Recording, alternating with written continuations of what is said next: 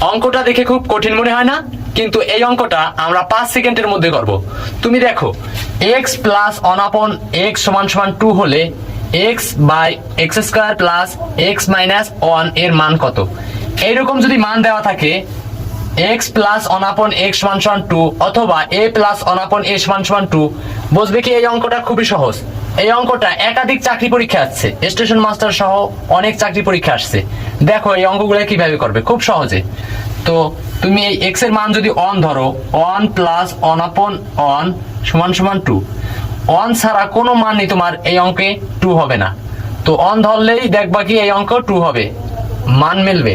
তো আমরা দেখো এই পাশে কি হয়, তো x এর মান 1, তো 1 স্কয়ার প্লাস 1 মাইনাস 1, দেখো কি হয় 1, তো 1 এটা কাটা, তো 1 কে যদি তুমি স্কয়ার করো তো 1 ই হয়, সমান সমান 1।